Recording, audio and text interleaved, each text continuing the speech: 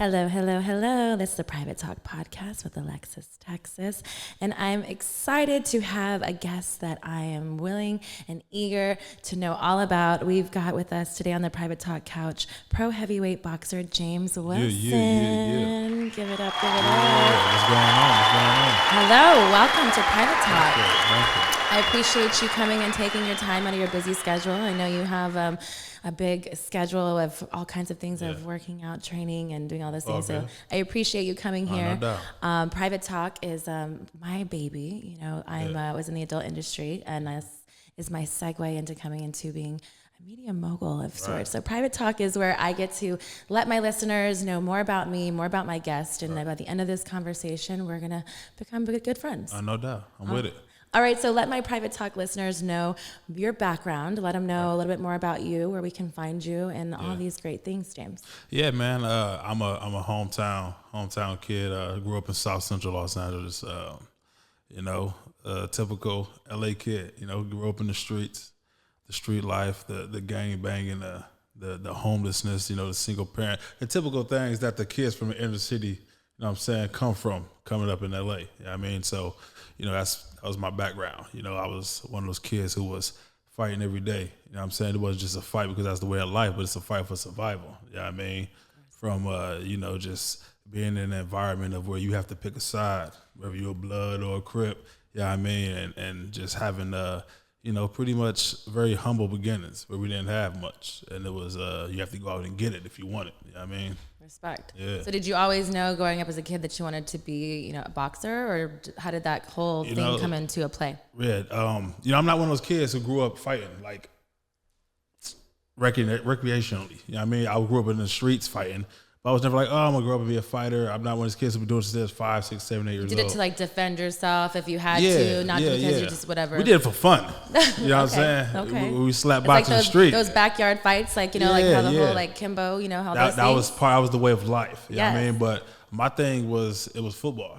First and foremost before anything. You know what I mean? Once I got into playing sports, but my dream was never to be a professional fighter. You know what I mean? That just kind of happened later on down the line, and it's funny, you'll do one thing and set your mind on doing one thing, but life will take you a totally different direction. For sure. It opens up other doors to things that you probably didn't know that were going to happen. Most definitely. So were you wanting to be a pro football player? Yeah, well, I did. I had the opportunity. I got picked up with the Chicago Bears. Okay.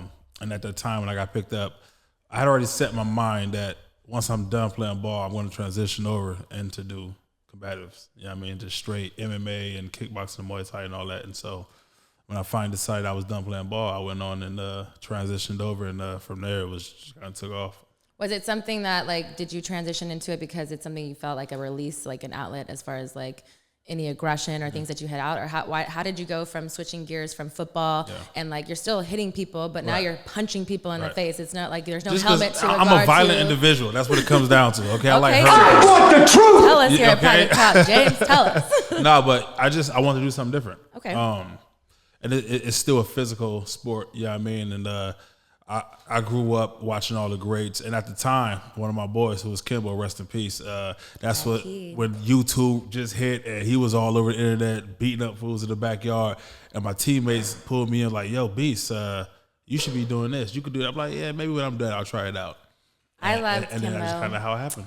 Kimbo, he was a friend of mine too. Yeah. It was back in the day. He used to be our security for in reality in the VIP and stuff like that. So I named my dog after Kimbo, actually. So nice. Yeah, R.I.P. to Kimbo. He was a sweet soul. Very, it's great to see his son, kind of following in his footsteps too. He looks just like him. You do. Which it's crazy. So you did some backyard fighting yourself? Is there anywhere that we can find out there in some YouTube videos? No, you'll definitely not see that. Wasn't no cell phones back then. Wasn't no cameras out. Wasn't doing none of that. It was get down where you're mad at, South Central style. All right, there you go. There you go. So you start with MMA. And how do you transfer over to boxing? How did you get into that? Because it's completely different. Right, correct. And even before boxing, it was MMA, kickboxing, and Muay Thai, and then boxing. So I've done pretty much everything combatively on a professional level. Do you think that helps with your craft of being in with boxing, knowing a little bit of everything? It's definitely, some of the things translate over. As far as the footwork, like coming from being a kickboxer, every punch we throw, a kick comes off of that, or a kick comes off the punch comes off the kick. So our angles are very different. You know what I mean? So that's part of the things I was able to bring over and translate it into boxing, which also give me, sort of a jump as opposed to guys who've been doing straight pure boxing their whole life. Because they're not moving their feet. Right. And at the end of the day, a punch is not harder than a kick. So we used to taking punishment and damage, so it wasn't hard to transition over. Do you have a preference, a punch or a kick? Which one do you want to take more? I mean, no, nothing feel like kicking somebody in the head, but hey, whatever get this job done, all right? I like that. So who were some of your idols growing up and like that you wanted to get into this business that you were like, you saw them and they're like fight, they're, their will to like be great, like legends. Right. People that I looked up, man, and is very slim. Being somebody who grew up in the streets with no male figure, no male role model. So it's a very small group of people who I could look at and be like, damn, I like how they conduct themselves or the work ethic they have. And that's, of course, my man, Mike Tyson. I look at people, Muhammad Ali, Kobe Bryant, Walter Payton, guys of that nature who had the tremendous work ethic. And because of that, they were at the pinnacle of their craft. Overall, upstanding guys like all the way around. Because I feel like it takes the craft, obviously, the initial part, but it takes like other things to make you a solid, I think, to be like a legendary. I feel like you have to have all those key components. Right. How does it feel to be, compared to legends like Mike Tyson and saying that you're the next Mike Tyson? How does that feel to like hear that and see, your idol watch your fights and, talk to you and like things like that? Right. Of course it feels good. Being somebody who you watch pretty much your whole life. It was all about turn on HBO and see the heavyweights, and it was Mike dropping fools, So it's an honor for people, to compare us. But at the end of the day, there'll never be another Mike Tyson. And I'm myself. I'm me. I'm James the Beast Wilson. It just happened that both of us being in the heavyweight division, we were on the smaller side of that division.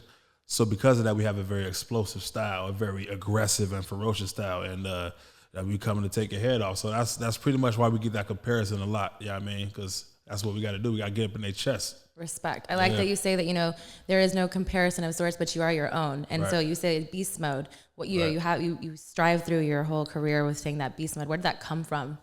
Man, that started like in high school. And that's just the simple fact of everything I did, I went 150%. I was the guy, I was the natural leader. I was the guy pulling everybody in. Come on, we got to train, we got to work out, we got to do extra reps, extra sprints, all this. That just happened naturally. Everything I put in was 100%.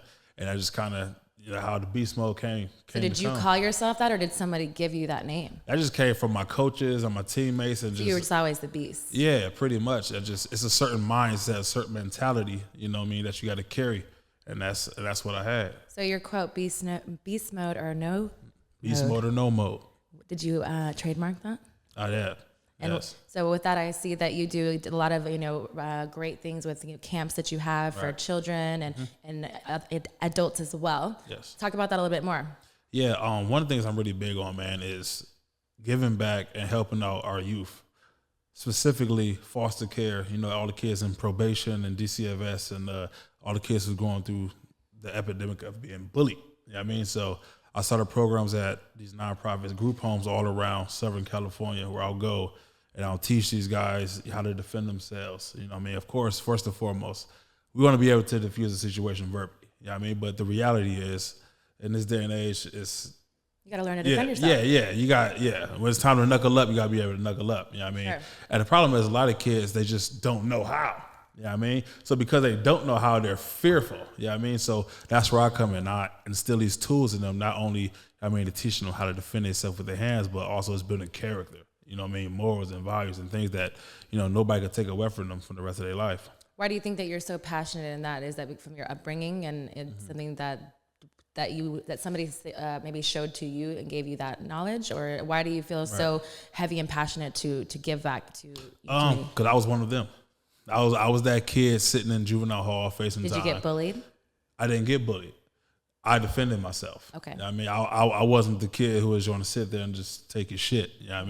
So, but I've seen it happen. And I've seen the effect that it have on these kids. So me coming from that, being in that situation, man, it's only right that I go back and share the knowledge and the tools that I have. I love that. I feel like, everybody's given a platform for, whatever it is. And if you can't give back, especially from where you're from and, help better it on some, levels, then, we're not doing our job completely. And that's, again, with the whole process of being a legend and branding ourselves and being, you know, the best that we can really be. Right. And it just takes something that small, just going to speak. Because a lot of these kids, they don't really see a way out. All they see is what's right in front of them. You know what I mean? But it's not what you see in front of you. It's about what you could visualize and envision in your head of what you want yourself to become or what you want your future to look like. So I think I'm a testament of that. Facts. So you're really heavy into kids, and you have your children on your page a lot. Yeah. What do do you show them the hard work ethic from what you do, and do you want them to be in the boxing field, or do you just kind of do it because you want to display discipline and that whole kind of role? I don't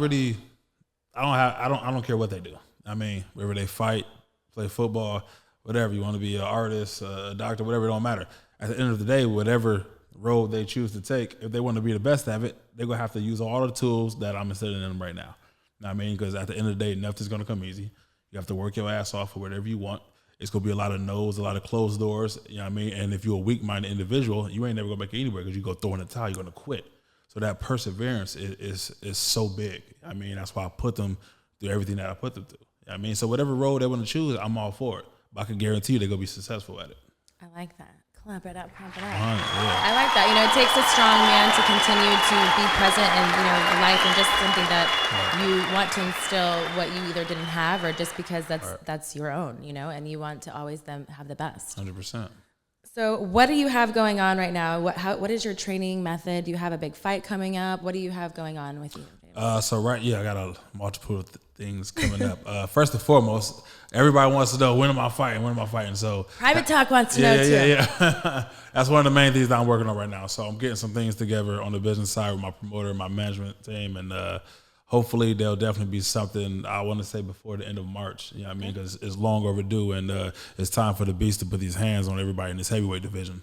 Tell them, let them know. I want to see what the Beast does. Yeah. Few different things, a lot of things actually.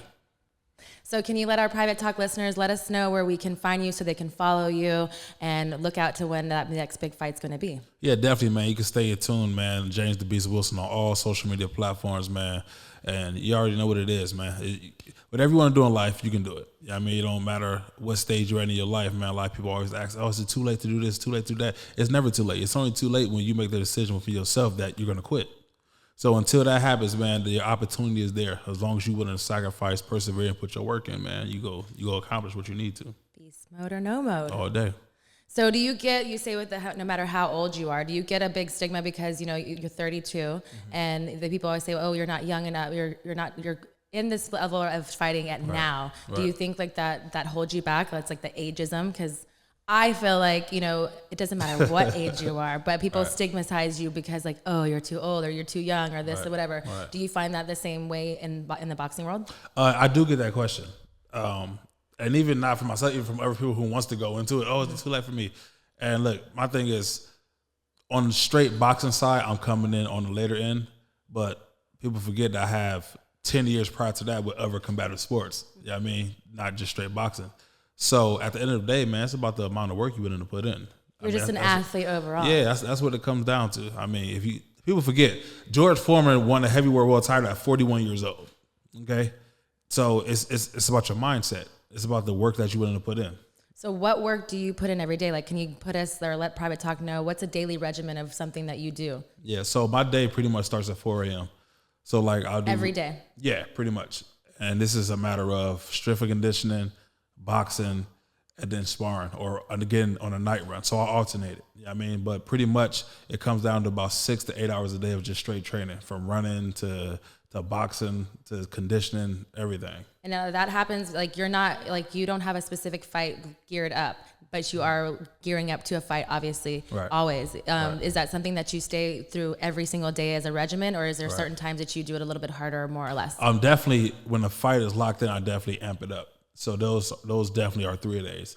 But even if there's nothing signed, I'm still constantly training. So it's still it'll be a 2 a day. Yeah, you know I mean, I'm not just sitting around waiting till I get a call. No, it's beast mode or no mode. You put in that work regardless. So with all of that being said, you sound like a really busy man. How do you have time for relationships? What's your current relationship status? I'm single. I'm single? Yeah. Is that because that you're such a beast mode at work, or is it because you just, haven't found the right lady? It's because I'm a very picky individual. You know what I'm saying? It'll take a very lot to tame the beast, per se. So what would tame the beast? Man, you know, I know it when I see it. You know what I mean? So you haven't seen it yet? You don't even have any sprinkles of it? It's hard to keep my attention. I can say I want the truth. We want the truth here at Private Talk. You know, I told you, we're at 15 minutes in this conversation. We're getting a little bit more comfortable. Right. We gotta be friends at the end of this convo. So what makes you picky? Is it because like you get, I'm sure you get girls all the time from being groupies or slid into your DMs or like all kinds of, those things. You're being from LA. I'm sure you get all kinds of girls, throwing themselves at you. How do you like maintain and weed out the ones that you say that you're picky for? Well, I think for one, I mean, I'm very, for one, my time is very valuable. You know what I mean? So nobody's just going to get my time. And I'm the type of person that, and maybe it's a bad thing, if I see one slight thing that I don't like, I'm done. So give us examples of one of those slight things. Is it because what? Like her hair don't look good? She smokes cigarettes. She like her booty's flat. She's got a flat chest. Like what Private Talk wants to know, James. I got a lot of pet peeves. Ain't no. I got a lot of time. Hey, don't worry. No, I see that. Okay. No, I'm very old school. You know what I mean? So for me, the way a woman should conduct herself, I'm very big on that. And I don't deviate from that. You know what I mean? I know what I want. I know what I don't want. And I don't make exceptions. So a freak in the sheets and a lady in the streets? You could say that. That could sum it up. Most definitely. Be able to hold it down when I need to.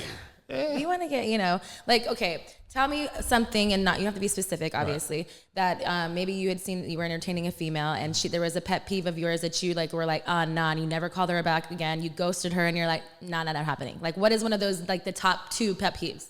Because I know what mine are. I'll go, don't worry. At the end of this segment, you get to ask me some questions because I'm putting you under the knife. So, you're going to put me in the hot seat too. So feel free. Oh, okay. I'll give you some very simple ones. I'm not into attention whores. Okay. I mean, attention whores. Now, does that mean the type of girl that's like selfieing the whole entire time you're on your date? Like being like, oh, hey, let's take a picture over here. Hey, like that kind of one? I'm not into or chicks like who are about the look at me. You know what I mean? Who got to be up in every dude's face and, that's not my thing. Again, I'm old school. My lady, you hold it down, you play your part. That's the thing. A lot of women nowadays don't know how to play their role. Okay. You know what I mean? So, this is why we need to educate Private Talk and myself as well. I'm a single lady, and I'm in this dating world that's really weird these days because I'm only 34, but I'm old school myself. I was married before. I'm happily divorced for 5 years, but it's different. It's very different. So like, what does that mean when you say to play their role? Is it obviously there's for me, it's like a king and a queen, obviously, you know what I mean? And you have to complement each other. And it's a very like a back and forth and giving. But what does that mean? I'm the type of man where a woman needs to submit to her man. But like, cooking and cleaning in the kitchen, like that kind of thing? Holding it down, taking care of the kids, taking care of the house. You know what I mean? Can she work though? Can she work? Yeah. Yeah. I don't fuck with do nothing bitches, as they say. Okay, that's what we have to, okay. We're getting somewhere now. Yeah. However, with her working, when I need you available, I need you available. Oh, so you're very needy.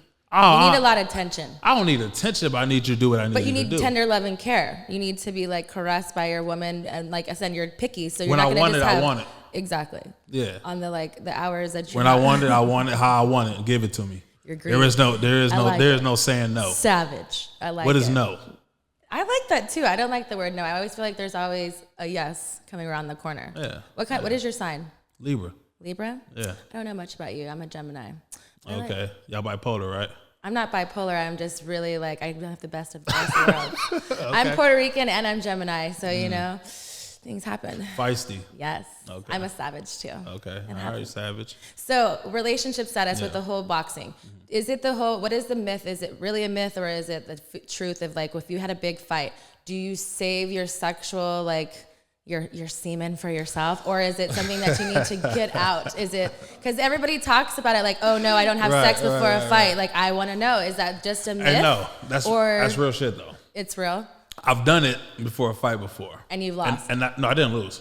Well, then it's okay. No, it's not okay because my legs felt weak as fuck. It really. How long did you do it before? It really does affect your legs. But how long did you have sex before your fight? A few days. A few days and your legs were still? Yes. Really? No, that shit's real. I want to know. Tell us private. Okay. Yeah. So typically. So 3 days you had sex. On your fight, you still felt weak leg. Yeah, my legs. Yeah. I don't know the right terminology for that. You're weak in your legs. Yeah.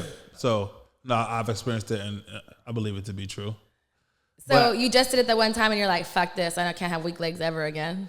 it's not a good feeling, like at all. So that's not something that I really want. I'm not a fighter, so I'm like trying to imagine what weak legs would feel like, but I have no idea of what it would. Oh yeah, you probably know what it feel like. Just think of it in a different sense. But see, this is the thing too, is like with men and women, when we come, it's very different. So when a woman comes, I'm like, I have the most energy. I'm like, yeah, let's go run a marathon. And the guys, they come and they're like, man, I want to go to sleep. Like, they get really tired. So it's very different. But like, I want to like talk. I'm like, hey, so how is that? Like, what are you doing? Well, you just said it. We're different. But 3 days later, like by 3 days later, I've already fucked 4 other times. Like, I didn't wait to that other thing. So that's why I'm imagining weak legs. Maybe I have weak legs all the time and I just don't know it. Maybe. We got to find out. We need to do some more research on this. Research. Okay, back to your regiment. You said you found out. How did you, what was the process? I mean, with each fighter just gauge it differently. So, like, from that, typically, I mean, months, I try to go months without doing it. You go months? What's the longest? I'm a very disciplined person. Like 2 Obviously, months. for a boxer or any kind of like that kind of like fighting, I feel like, or maybe just fighting, I feel like you'd have to be really super highly focused. Yeah. So what's the longest you've gone? About a couple months, 2 months. I would say about 8 weeks. Yeah. Like I'll be laying in the bed, pussy right next to me. I'm like, no, I'm good. No, you don't even jerk off. No. For what? Jerk off for what? If I'm a nut, I'm gonna get some pussy. But is it different from if you just nut and you're still feeling like weak-legged, or is it just because of sex? A nut is a nut. Now the sex, now we get some hip work going. Okay, that's what I'm saying. It's more strenuous than like just masturbating. Yeah, if you didn't know what masturbating was. I like how you did that right there. That was not. Sometimes I have big dick energy, and I feel like I have one. Sometimes I see. I don't know if it's the Gemini or the Puerto Rican me. I don't really know. Private Talk, I hope you're liking this episode. Make sure you like and subscribe to this channel because it's only going to get better. We've got Beast Mode with us, and you don't want to miss any of this episode.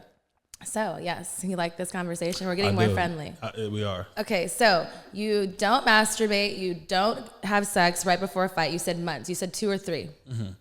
Not that I wouldn't masturbate. I think every man has. Well, yeah, but you're looking for a fight. But as far as you're being in a mental state to do your job. You're an athlete. It's like a big deal. Right. So now I have fucked, and I'll stop.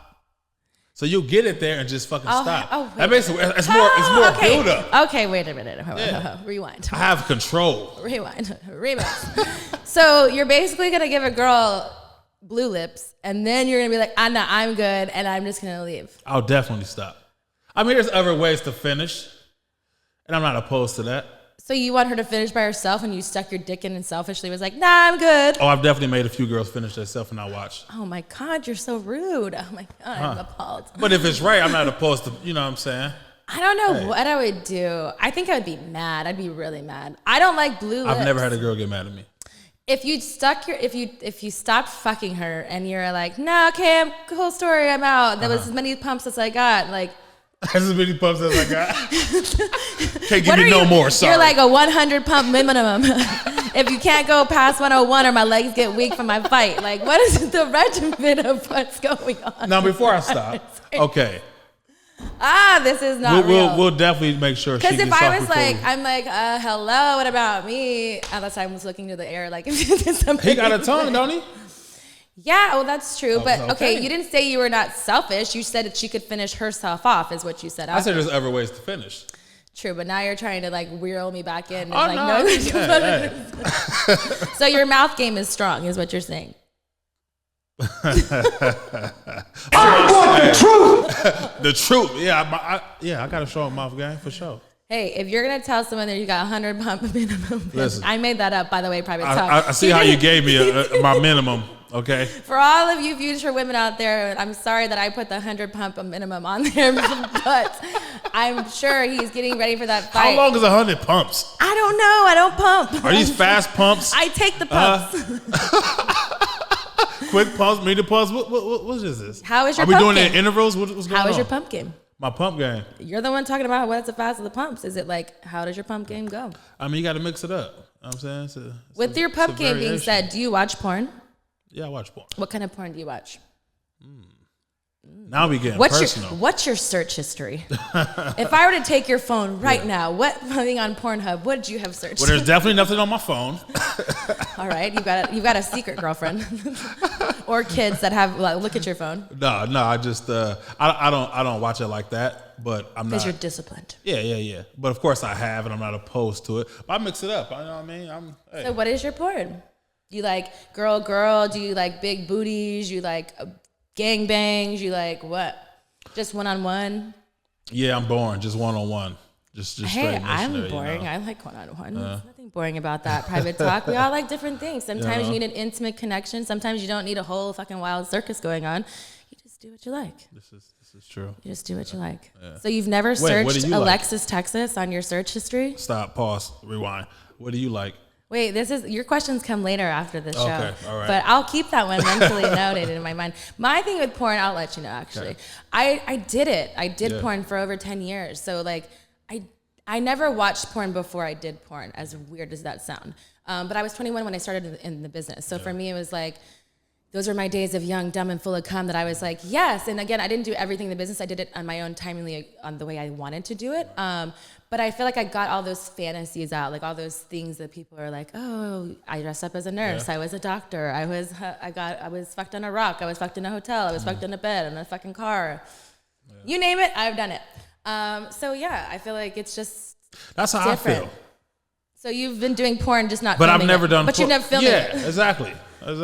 Exhibitionist. But do you film it on your iPhone?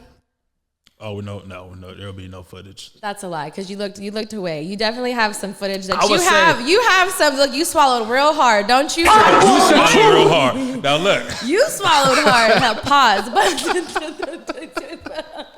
Maybe when I was younger, in my 20s, yeah, I was all for it. But now, you know.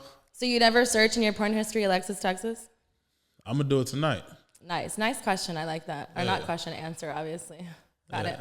I also have an OnlyFans too. You can look at that too. Yeah, okay. Popping on and popping. But are you disciplined right now, or are you like? Are you only gonna do 100 strokes? Right now, what's going on? We going over 100. What's the long, or what is the most times you've had sex in one night? Now, is this same person, multiple person, or what are we talking about here? Oh, because you're obviously kinky. Let's hear more. I am. I saw the twinkle in your eye. Let's hear this go. Okay, we'll go different people. Yes. Multiple people in one night, in one day. 24 hours. Now I feel like It's okay, just let it out. Yeah, one day, maybe 4 or 5. 4 or 5? Yeah, different people? Yeah. Different people? Yeah. Private talk. I'm a little taken back here. No judgment here, buddy. There is no judgment at all. Obviously, this is a no judgment zone at all. But it's funny because most people are like, since I've done porn, they're like, oh, wow, you've done so many things, which I definitely have. I just told you about. But it's just funny because I'm so prude in other things, like my personal life, most times, sorry. But I am. And so it's like, I'm like, wow, good for you. But it's like, it's like I clutch my pearl. It's like, yes. Oh, yes. All right. So, what was the other part of that question? It was, you said the most times in one night, and then 4 to 5 multiple people in a 24-hour period. 24-hour period. Okay, how many in the one person? One person. So basically, how many times did I nut? Yes, with one person, 24 hours. Or is that not your thing? I'm thinking about one session. Oh, session? Okay, well, fucking tell us that. I would say 3, one session. So that means that you're like one of those people that you come and then you can like take a 10-second break and then come again and then again. Yeah, but listen. You're beating the pussy up, I see too. Look, you're not even just a fighter in the fucking, in the ring, you're beating the pussy up. This is what I've been told, okay? But, it also depends on her. What does that mean? And what context? How stimulating she is. Well, isn't that your job? Is that my job? Yeah, to stimulate her. It's also her job. If she's boring, I'm going to be over it after I nut. True. This is what I'm saying. But I feel like because of a person like how you said, like if a guy is boring, if a guy is whack, are you going to go again after you get yours off? He's whack though. He wouldn't have been in my vicinity to be fucking if he was But you didn't whack. know that. He won you over, you know what I mean? Big game. It takes a lot to win me over. And if your big game is not matched up to your sex game, it's never happened. But I feel like you know that, or I do. Maybe I just have like I don't know, a sexual radar. Okay. So you could tell who's I could see whack. you're weak dick, you're weak pussy, you're good, you're cool. Yeah. I don't know, maybe. Okay, so hold on. Then what's your observation? Are you talking about yourself? Yep. I'll tell you at the end of this podcast. Okay. I can't blow the whistle yet. All right. I like that. Yeah. So what advice would you give your younger self?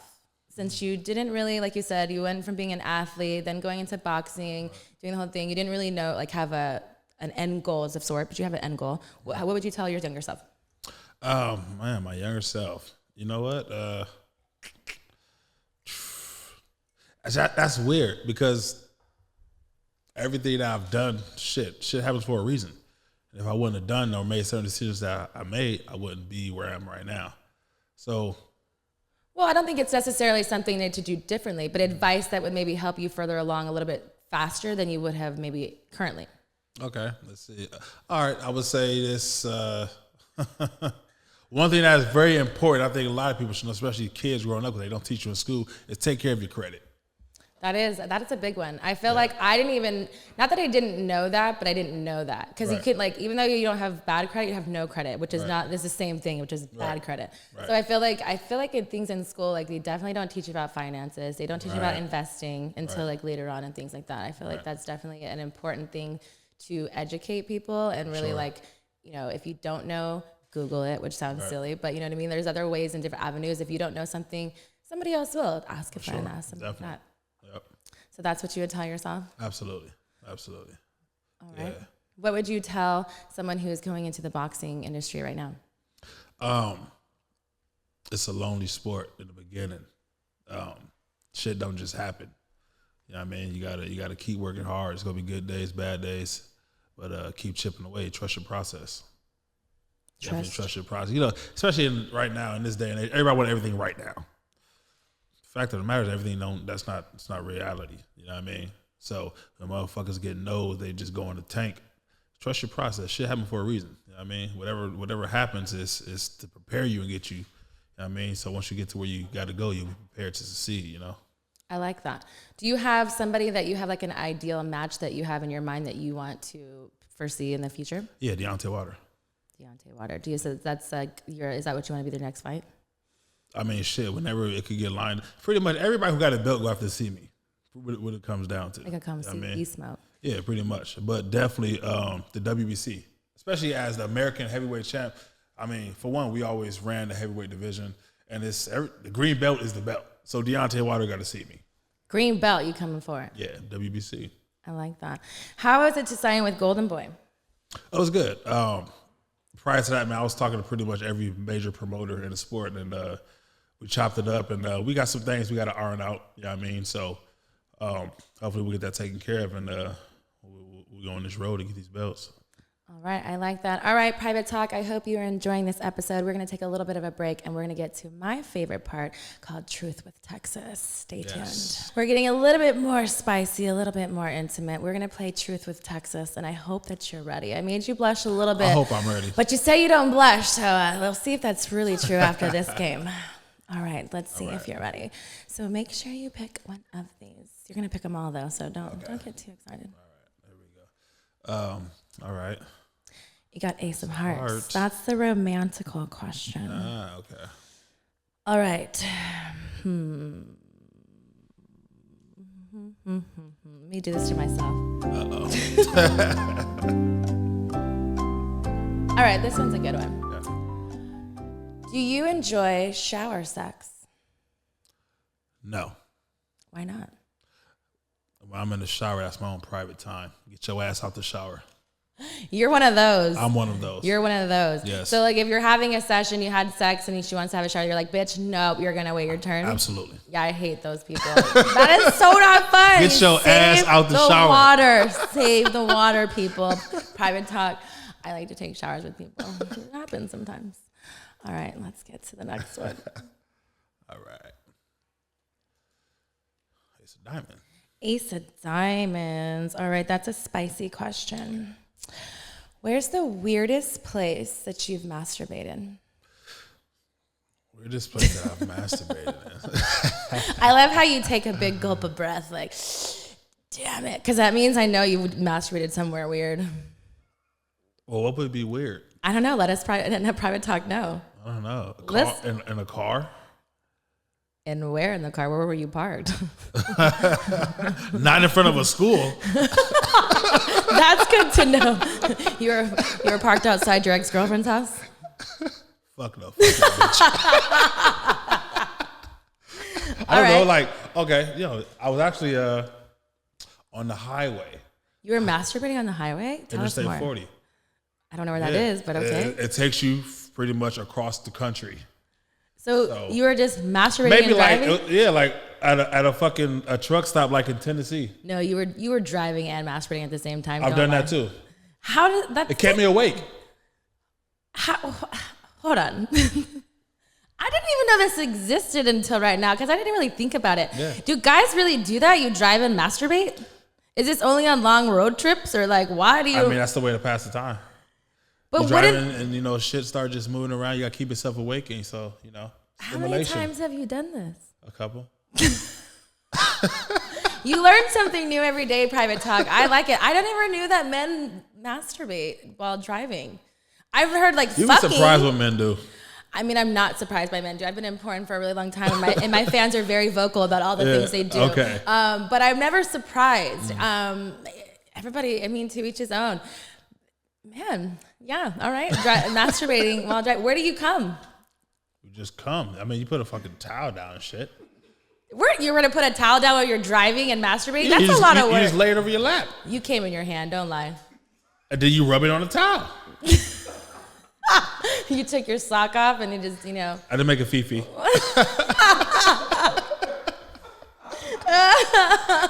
Why do I know what a fifi is? Oh, that is hilarious. I love this Private Talk. I hope you're liking it too. Make sure you like and comment and subscribe to Private Talk because you don't want to miss this shit. All right. Here we go. Let's see here. Okay, it's a club. The club is a kinky question. I think they're all a little kinky. All right. You got scared a little bit, huh? A little bit, slightly. Slightly. All right. If you could have sex anywhere in the world, where would it be? Anywhere in the world.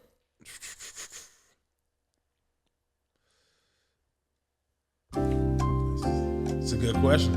Got a lot of options there. What would your option be?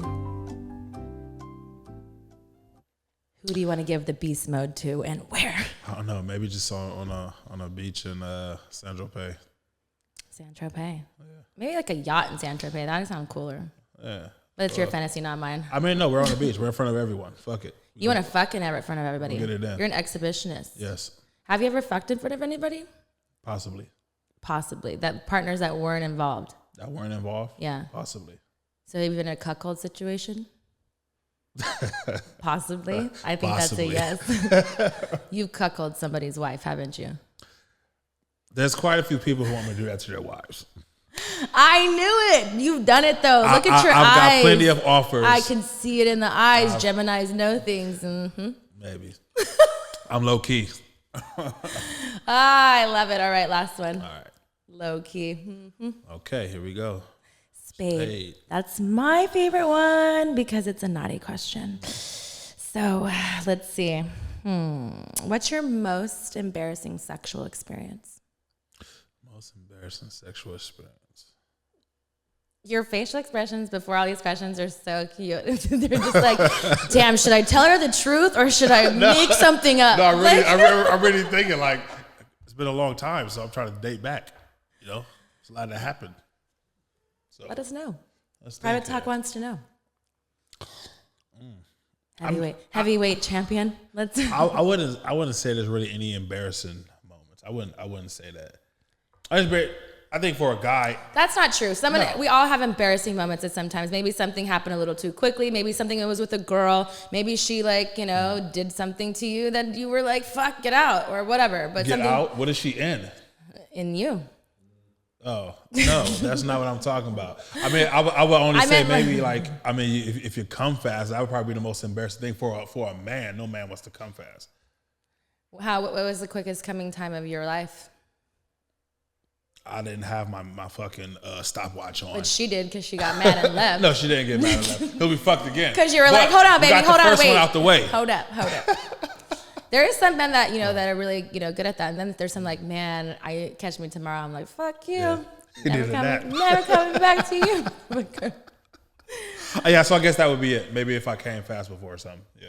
So that means you did come fast. I think every man's came fast before. We're talking about you, not every man. Yes, I have, yes. Thank you. We want to make accountability here at Private Talk. I'm good. Okay. So you came fast. Yeah, I've came fast. I don't come fast, I've came fast. I like that. Different things. I like that answer. All right, Private Talk. I hope you've enjoyed me roasting him and giving him all the truth with Texas. Oh, I did it. Don't you worry about that. We ain't did it yet. Ooh. All right, we're going to take a little break, and then we're going to have me in the hot seat. We're going to have him ask me some questions because I know he's itching to do it. So make sure you stay tuned. Yep. All right, we're back, and this big booty is going to be in the hot seat. So do you think you're ready to give me some questions, ask me some questions, whatever you need to do to make yourself feel that, you've gotten the most out of this Private Talk podcast that you have? I shall try my best. I shall try my best.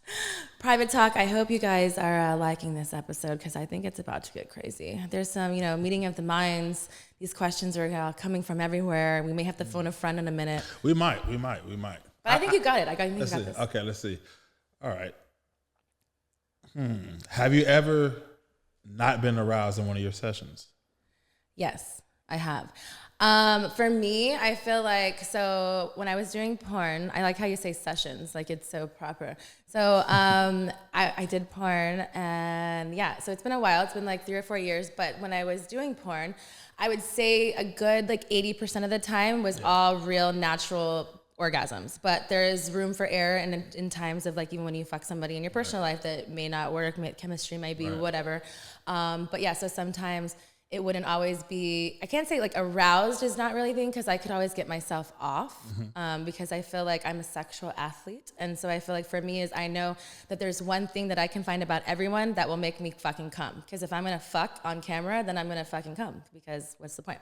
So aroused is different. I feel like when I was actually into it, I'd say 80% of the time, but definitely room for error. So not all the time, but I definitely have never fucked, faked an orgasm. Okay. Yeah. Gotcha. Personally, I have, but y'all never know which time I did. Keep you guessing, motherfuckers. Okay. Now, earlier you said that you have, your little sense, and you can tell if a guy is whack or not before actually doing anything with them. You're catching on to this one. Right? Yeah. That's what you said, right? Yeah. So far, what is your senses telling you about me? This is my question to you.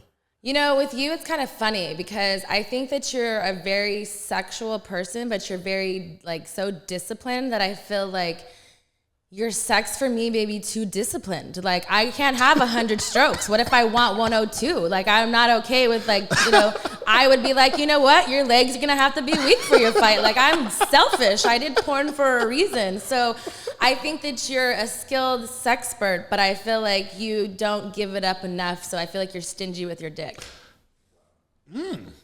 Did she read me? I'm definitely a sexpert. I just know it. I told you the fucking truth. You're at Private Talk Podcast. I'm telling the truth. You asked and you shall receive. So that's how I feel. Is that accurate? I feel like because you're blushing, you're a little pink a little bit. I fuck good, but I'm stingy with my dick. Yeah.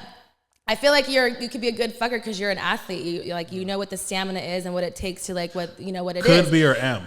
I've never fucked you, so I don't know. No, but I feel you like said you have your sense. But my overall sense is that if I were to put my cards on it, I'd say yes. But depending on your time frame, what you fucking knows when you're gonna have a fight and when you're training, that's a lot of time.